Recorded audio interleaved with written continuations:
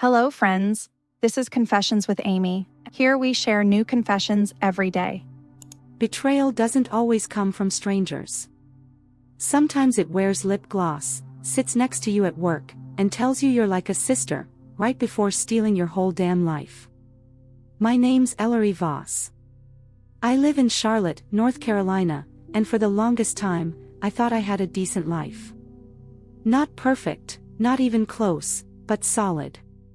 I was married to a man named Nolan, worked as a senior ops manager at a boutique software firm called Halston & Reed, and had what I thought was a tight-knit circle at work. One of them was Leighton Maris, a bright, magnetic, painfully pretty woman who joined our team as a strategy consultant. Leighton was one of those people you want to dislike but can't right away. She was effortlessly charming, always brought in lavender lattes for the girls, knew everyone's birthdays without needing a calendar, and had this way of making you feel like you were the only person in the room. That included my husband. See, Nolan and I were going through a quiet phase. We didn't fight, didn't kiss, didn't talk unless it was logistical. Who's picking up the dry cleaning? Did you Venmo the sitter? That kind of marriage. I thought it was a phase. He thought it was a door. And Leighton, she was standing right on the other side of it. I introduced them. Let that sink in. I introduced my husband to the woman who would eventually destroy my marriage. It started at a happy hour. I remember it because it was raining, and Leighton forgot her umbrella. I offered her a ride home. On the way, we stopped by the bar where Nolan was meeting a few friends. I waved her in, proud even. "This is Leighton, my new work wife," I said. They laughed. She gave him that slow burn smile, like she already knew what she was going to do. At first, it was little things. Inside jokes they thought I didn't catch. Whispered texts. Her suddenly knowing things about my weekend before I'd told anyone at work. I gaslit myself for weeks, thinking I was being paranoid. Until one night, he didn't come home. At 2:43 a.m., I got a message that simply said, "I'm sorry. I didn't mean for it to happen like this." It wasn't from him. It was from her. After I read that message, "I'm sorry. I didn't mean for it to happen like this." Something inside me froze. I didn't cry. I didn't scream. I didn't even call him. I just stared at the screen like it was a bomb that hadn't gone off yet. It was 2:43 a.m. on a Tuesday. Rain tapping against the bedroom window. I remember that because everything else felt so still, like the world had gone on pause to let that one sentence echo louder. I texted back, just one word. "Happen." She didn't reply. Not that night. Not ever, actually. Leighton Maris, the woman who used to ask about my migraines, who complimented the scent of my hand lotion, who once cried to me about her dad dying when she was 15, that woman went silent. Nolan came home the next morning. His face told me everything I needed to know. And I swear to God, he tried to hug me. Like it was grief we were both supposed to carry. Like I was the collateral damage of a tragedy that just occurred to us. Not something he orchestrated. Not something they planned behind my back like a merger. I didn't let him touch me. I said nothing. Just walked into the kitchen and started making coffee like I was sleepwalking. He followed me like a stray dog, muttering something about being confused, and how it wasn't planned, and how things had just shifted between him and me. Shifted. Like a couch cushion. Or a time zone. Not a 10-year marriage. I asked him one question. Was it just once? He looked away. That was enough. I filed for separation within the week. No theatrics. No begging. I emptied the joint account before he could blink, not out of spite, but survival. I hired a divorce attorney named Coraline Thresher, this razor-sharp, 6-foot-tall woman who wore leather pencil skirts and didn't believe in small talk. She looked over my paperwork, sipped her espresso, and said, "He's not gonna fight you.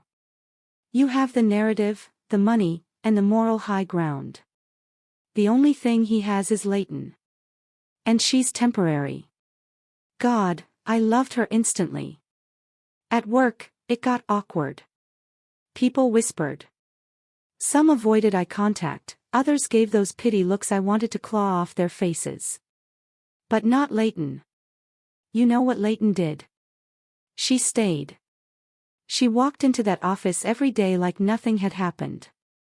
She'd smile at people in the break room, compliment someone's blouse, pitch client strategies with her usual sparkle, and when I passed her in the hallway, she didn't flinch. Not once. She would look me dead in the eye, with this subtle smirk on her lips, like she was proud of what she'd taken. Like she thought she'd won. And maybe, at the time, she had. Nolan moved in with her 3 weeks after the papers were signed. They posted photos at a vineyard in Asheville like they were characters in a Hallmark movie. #healing. #fresh start. #meant to be. I blocked them both. Not because I was weak. But because I was plotting. And when I plot, I don't need distractions, I need data. Because while Leighton was flaunting her happily ever after, I was building a file. Not on Nolan. I didn't care about him anymore. No, I was watching her. Her emails. Her work habits. Her inconsistencies. I started collecting everything. Because I knew something she didn't. People like Leighton always get messy when they think no one's watching. And I was watching very, very closely. People think revenge is dramatic, loud, destructive, filled with shouting and broken glass. But I wasn't interested in fireworks. I wanted erosion. Quiet, steady, irreversible. For weeks, I studied Leighton the way a scientist studies a virus. Not because I admired her, because I knew that under that polished, confident surface was a sloppiness she couldn't hide forever. She wasn't from corporate.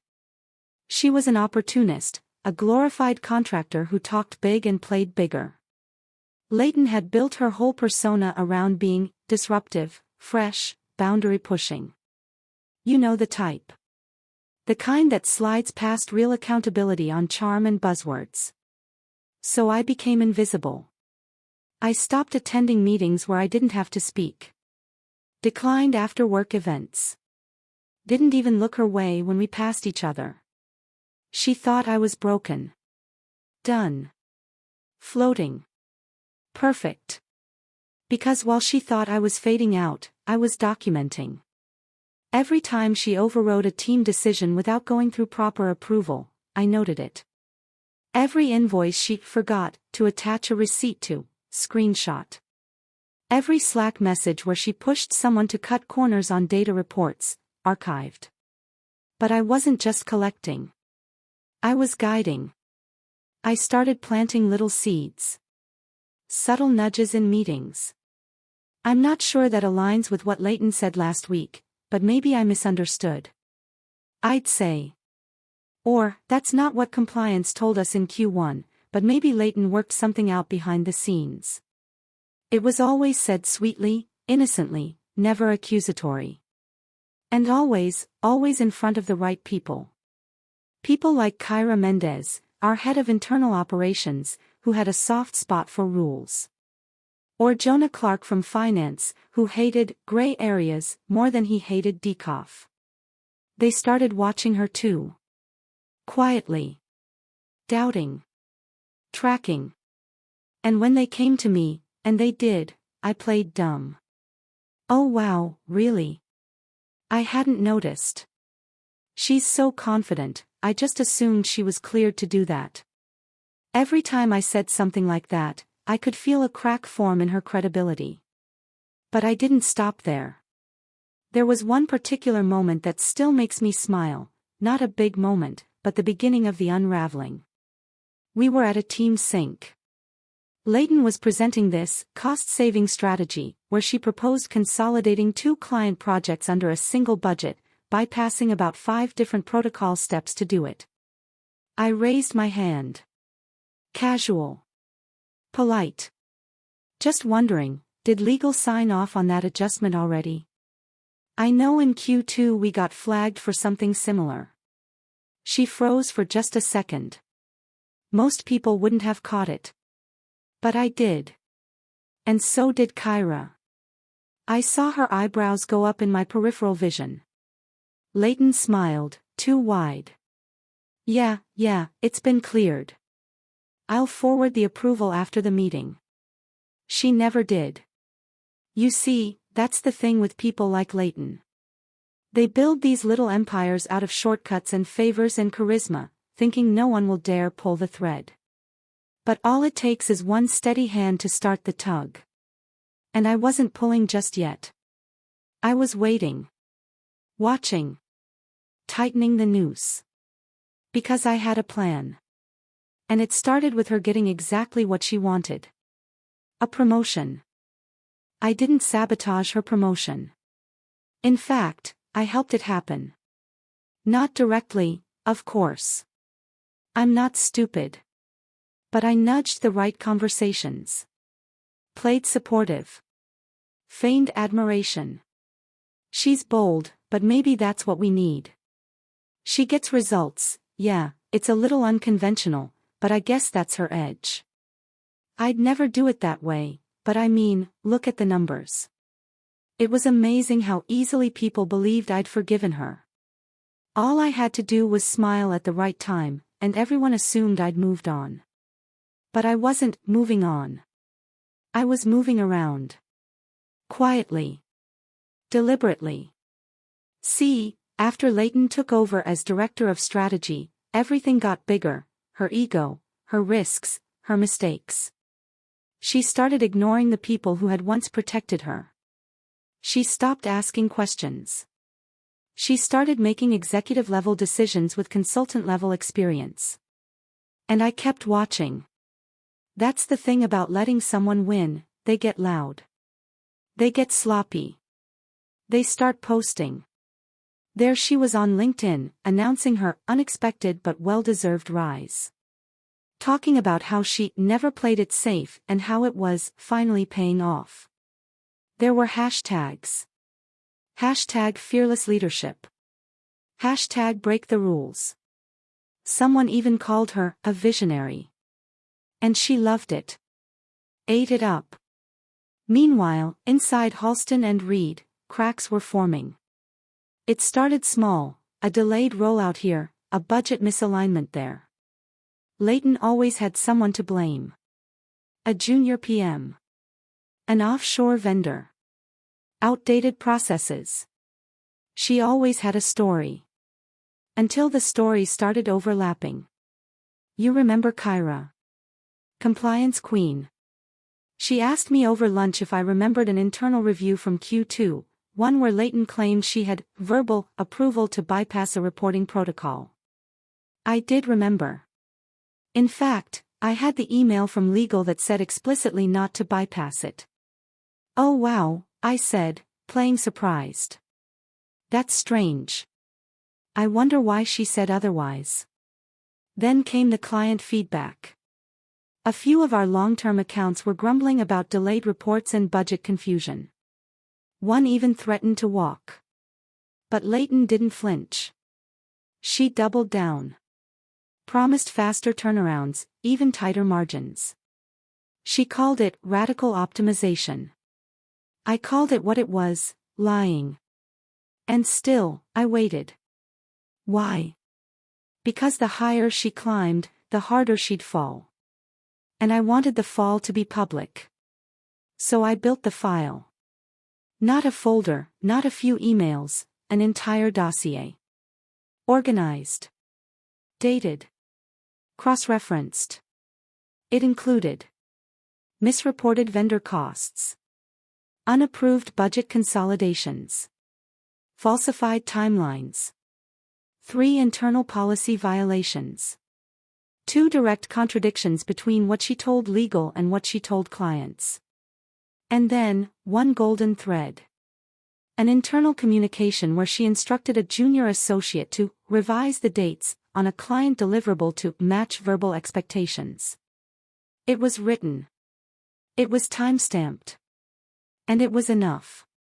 I didn't submit it. Not yet. Because there was one more thing I needed her to do. One final act of arrogance.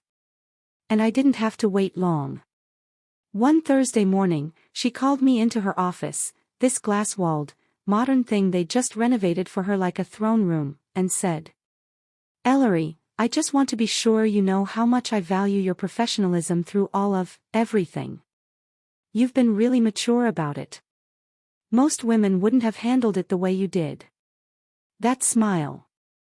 That smug, polished, passive-aggressive smile. She thought she was complimenting me. She thought she was the queen, and I was just some loyal servant who had accepted her reign. I smiled back. Because her reign was about to end. The moment I walked out of her office, I knew. She had no clue. Not a shadow of suspicion. Not even a flicker in her eyes. And that was her fatal flaw. She believed she had beaten me, that because I didn't throw a fit, slash her tires, or rage post on the internet, I was done. She thought maturity meant surrender. No, sweetheart. It meant patience. I waited 3 days. Just enough time for her to feel untouchable. Then, on a Tuesday afternoon, I sent an email. Not dramatic. Not long. Just a clean subject line. Subject, internal concern regarding strategic conduct. And I attached the file. I CC'd Kyra Mendez from compliance. Jonah from finance. Legal. HR. Our COO, Bennett Keane, who, by the way, loved Leighton, until she started costing him money. And I didn't sign the email emotionally. No all caps. No stories. No vendettas. Just. I've compiled this documentation regarding several breaches of internal protocol, potential compliance risks, and misrepresentation to clients under the direction of Director Leighton Maris. Please review and advise on next steps. Ellery Voss. Send. Then I closed my laptop, drove home, poured a glass of wine, and waited. It didn't take long. The next morning, Leighton didn't show up to the 9 a.m. weekly. Very unlike her. At 10:12, I saw Bennett Keane walk briskly past my desk, holding a folder I recognized, my folder. At 11:03, Kyra pinged me on Slack. Holy SHT. It's happening. Asterisk. By lunch, it was everywhere. She was called into a closed-door meeting. 2 hours long. When she came out, her face was white. Not flustered, stripped. Like the color had been taken from her bones. She didn't look at me. She didn't have to. She knew. Within the hour, her access to Slack was revoked.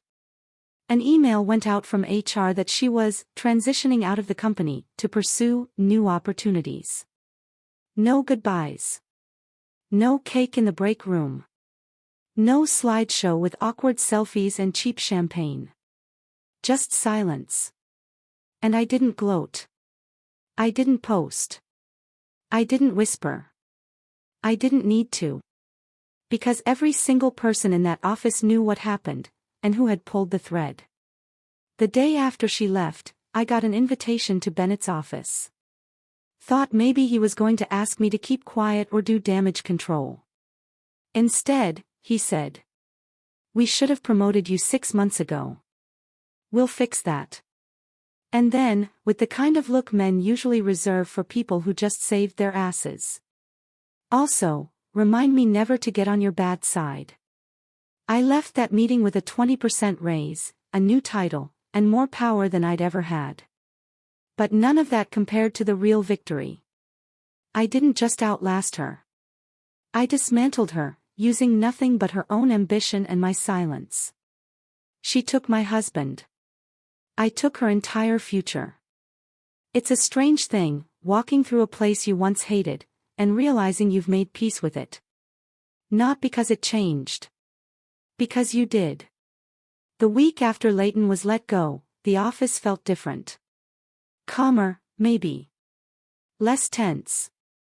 People still whispered, of course, that kind of takedown doesn't just fade into the background. But the whispers weren't about me anymore. They were about her. Did you hear what she did? I always knew something was off about her numbers. She really thought she could get away with it. Funny how quickly people rewrite history once the queen gets dethroned. And yet, I didn't feel triumphant. Not in the way I thought I would. There was no cinematic score. No slow clap. Just, the sound of emails dinging. Coffee brewing. The mundane rhythm of a place moving on. Don't get me wrong, I felt satisfaction. But it wasn't joy. It was justice. Clean. Cold. Sober. I bumped into Nolan once, purely by accident. It was 2 months after everything. I was grabbing takeout from this little Cuban place in Dilworth, and there he was, standing in line with that same awkward posture, staring at his phone like it held the answers to his empty life. He looked up and saw me. Froze. Then gave this weak little smile, like we were classmates who'd once worked on a project together. I didn't smile back. I just said, hi, picked up my order, and walked past him like he was a stranger, because by then, he was. I later heard, through someone who still followed him, that he and Leighton didn't last. Surprise, surprise. They moved in together fast, and fell apart faster. Apparently she'd started dating someone else behind his back. A real estate agent. How poetic. Sometimes I wonder what he thinks now, alone in that overpriced rental with his broken ego and his ironic karma. But I don't wonder for long. He's a footnote. The real story was always her. Because women like Leighton believe they're exceptional. That charm is invincibility. That ambition makes them untouchable. And when someone finally proves them wrong, really, thoroughly, irrevocably wrong, it doesn't just ruin their job. It shatters their identity. She didn't just lose a title. She lost the myth she built around herself. As for me, I still keep the folder. Not out of bitterness, out of clarity. It reminds me who I am, and what I survived. It reminds me that silence isn't weakness, sometimes, it's the loudest threat in the room. And when I walk past her empty office, the one they haven't refilled yet, I don't feel haunted. I feel taller. Because she thought she'd taken everything from me. But I took everything that mattered from her. Revenge stories usually end with someone watching flames, don't they? The villain brought to their knees, the hero staring down at the ashes, saying something cold and poetic, something that makes everyone cheer. But in real life, revenge isn't fire. It's quiet. It's knowing they're gone, and you're still standing. A few weeks ago, I got an email from a recruiter. Big agency out of Seattle. Said they were vetting candidates for a senior executive role, someone who could lead a national strategy team, mentor directors, streamline operations. High 6 figures. Equity. Big stage. I took the call out of curiosity. Halfway through the interview, the recruiter said, I should mention, we had someone apply for this role back in March. Claimed to have built all these systems at Halston and Reed. Said she single-handedly drove client growth by 30%. Leighton Maris. Name ring a bell. I laughed, genuinely. Then I said, yes, it rings a bell. But not for the reasons she wants it to. The recruiter paused, curious. I didn't elaborate. Because I didn't need to. I didn't burn her career down. I just removed the oxygen. The truth catches up eventually, if you give it time, and space, and just the right push. I didn't take the job, by the way. I don't need to run anymore. Because for the first time in a long time, I feel like this story is mine again. My name is Ellery Voss. And I was betrayed by someone I trusted, someone I once called a friend. But I didn't break. I didn't scream. I didn't beg. I documented. I waited. I calculated. And when the moment came, I didn't throw a punch. I pulled a thread. And she unraveled herself. So no, I don't need to watch her burn. It's enough to know she lit the match, thinking she was the flame. And I was the smoke that choked her out.